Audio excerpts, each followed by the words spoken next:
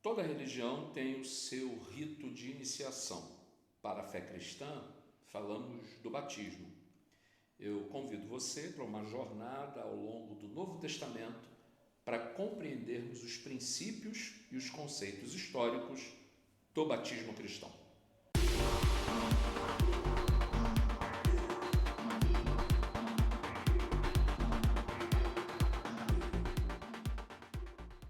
Fé na história é o sonho de uma realização. Você sabe por quê?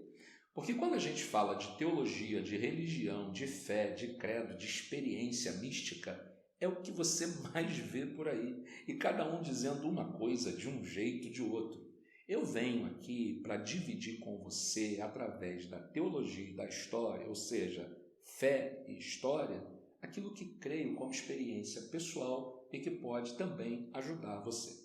Por isso, eu convido e peço a você para se inscrever no Fé na História, ative o sininho para receber as notificações, acompanhe os nossos vídeos, interaja com a gente, bate papo com a gente através dos comentários e eu terei prazer em me relacionar com você e extrairmos experiências grandiosas que estabelecem valor para a nossa vida. Vem com a gente, Fé na História.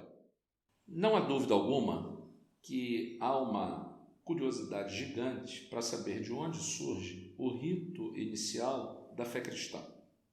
Toda religião tem o seu rito de iniciação.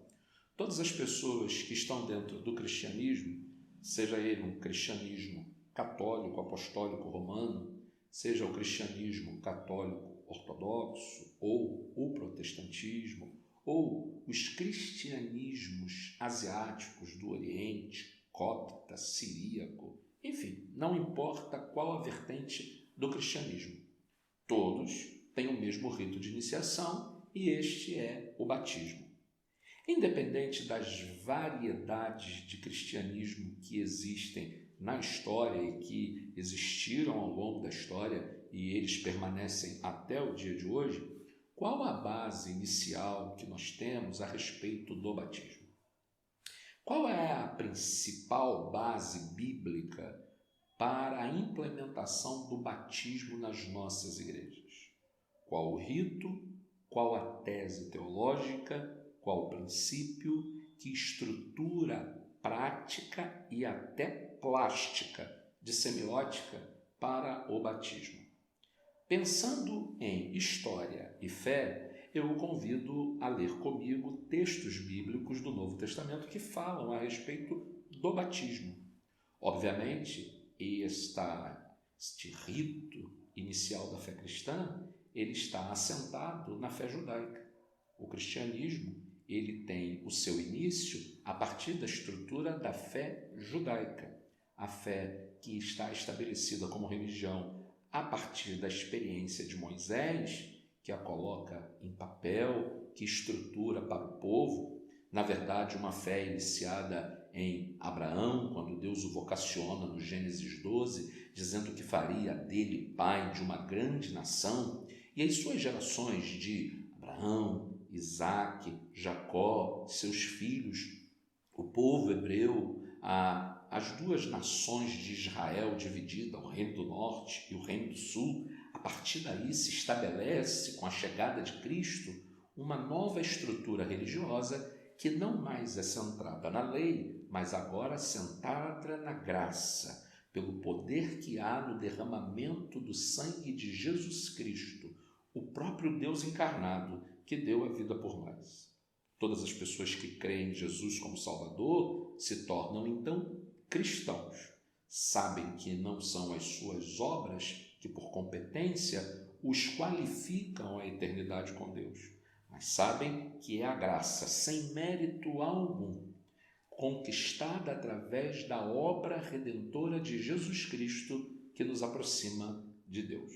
Todas essas pessoas que creem assim, depois de pública profissão de fé, são conduzidas ao batismo.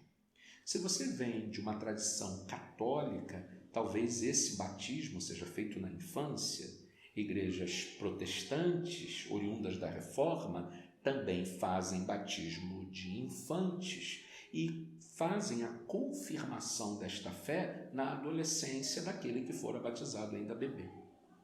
Mas independente do tempo e da forma, seja esse batismo por imersão ou por aspersão, esse batismo é o rito inicial da fé cristã.